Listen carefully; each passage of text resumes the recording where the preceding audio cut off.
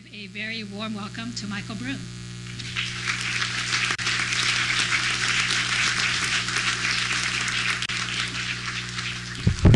Thanks, Eureka. And I just wanted to thank everybody for inviting me to come speak to you all. And also just wanted to thank everybody for coming out this morning. I know that we all have lots of other things that we could be doing on a Saturday morning, so I just appreciate the time that you're dedicating and the energy and the passion that you put towards this really important initiative. And I also just wanted to thank everybody for standing up in the corners and in the back rows. It's a little bit like riding public transit here in the Bay Area. On the one hand, it's not so much fun to be standing for an hour, a couple hours at a time.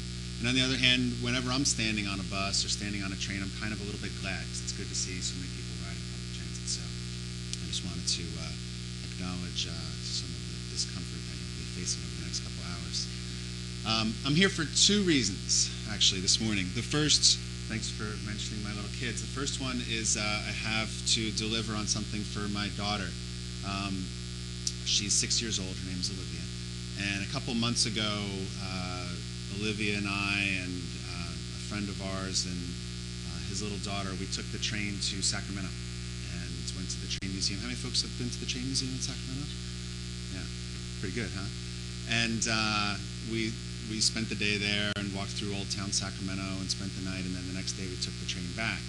And our next train trip is going to be an overnight. We're going to either go east or go north.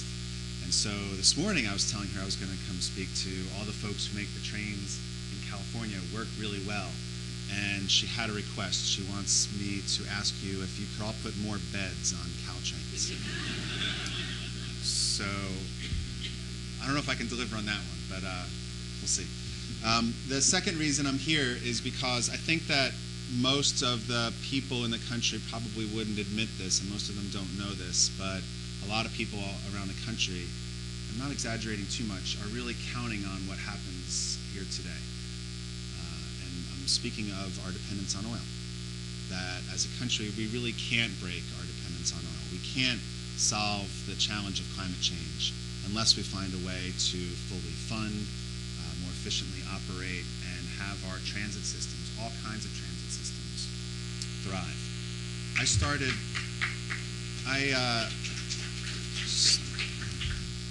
started at the Sierra Club last March, and about a month after I started, there was the worst environmental disaster in our country's history down in the Gulf. And I spent most of the spring and summer shuttling between our headquarters in San Francisco, going down to New Orleans, going to Washington, D.C. to push for both a strong climate bill and some kind of response to the oil spill, which we saw nothing.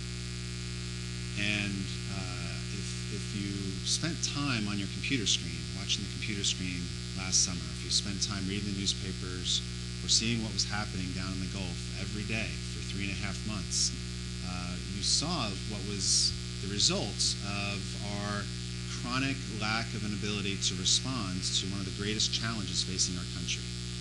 First time I went down to New Orleans last summer, it was about 3 or 4 days after the spill had happened. And we took a small little float plane and went up above the Gulf and started to head out to where the Macondo well blew up. And this was before any of the oil had actually hit the shore. And when you're up in the air, and you could see that, you remember the images, it's this orange, brown kind of crud.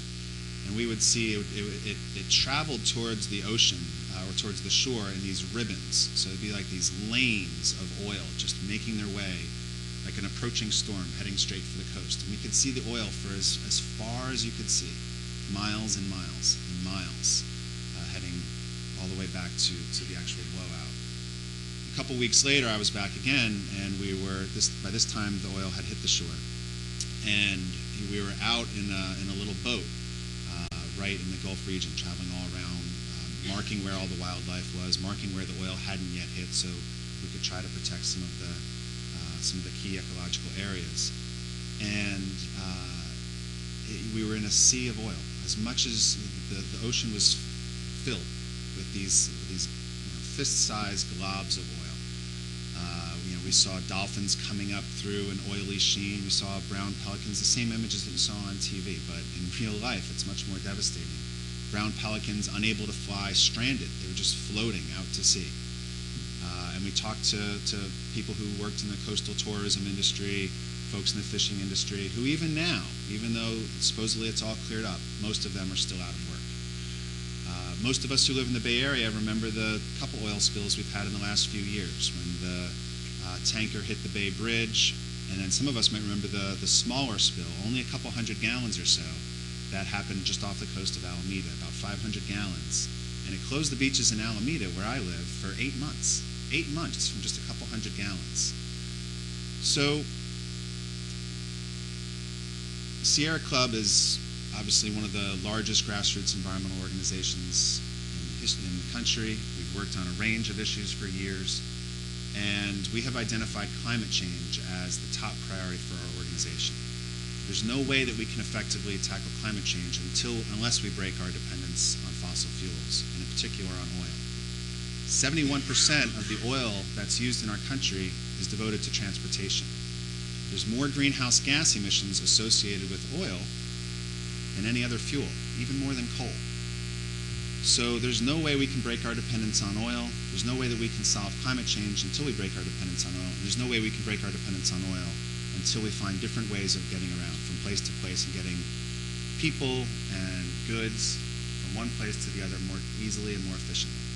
So to wrap up, I just wanted to say two quick things. One is that there's two ways to solve this problem. One is to come up with the best policy solution. And as the Congresswoman said earlier, we do need permanent, dedicated, secure funding, whether it's a gas tax, a VMT tax, some type of parking district assessment. Sierra Club will stand with Congresswoman Spear behind any of those solutions that will secure permanent, dedicated funding. 3 minutes and 5 seconds left.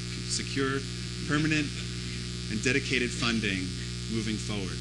But the second way, that's only part of the solution. That's actually the easier part, is to come up with the right policy. So I'm glad that there's a couple hours devoted to that. I'm also glad that there's a session later on this afternoon about messaging, because the most important thing that we have to do is organize. The most important thing we can do, not just save CalTrains, but to make CalTrains thrive, is to organize. I got my start at Rainforest Action Network before I started with the Sierra Club. And my job was to convince Home Depot to stop selling wood from old-growth forests. Home Depot at the time was the largest do-it-yourself retail chain in the country, still are, the largest seller of wood in the world. And we had two staff people at Rainforest Action Network that was working to convince the biggest retailer of wood in the world to stop using wood from old-growth forests. And so we went from town to town, from college campus to college campus, and we did demonstrations against Home Depot. We raised enough money to put an ad in the Atlanta Journal and Constitution. We wrote letters to sports stars in the Atlanta area to try to convince the CEOs of the company. We talked to REM, who was based in the hometown of Home Depot, to get them to talk about the issue. After about a year of organizing,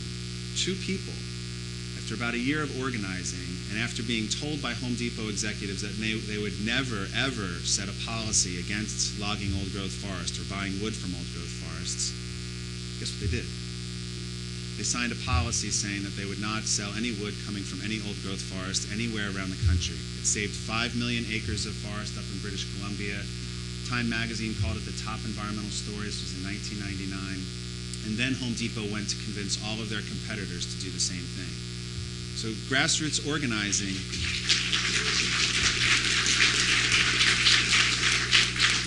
just want to say that grassroots organizing, the work that you're doing today and that you'll do over the next several months, it works. When we do it well, it works. That's how Yosemite National Park was created.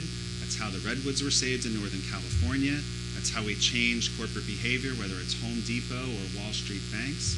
And it's how we can make sure that a mass transit system thrives in this country. Grassroots organizing, it's what helped to topple a dictatorship in Tunisia just a couple weeks ago. It's what works. And so I just want to thank everybody for coming out here again on a Saturday morning. Sierra Club and the Peninsula chapter of the Sierra Club the San Francisco Bay chapter of the Sierra Club will stand behind this group, and we'll work with you as closely as we can to make sure that we have enduring solutions. The national office of the Sierra Club will make this a priority as well. And again, thanks for all that you're doing.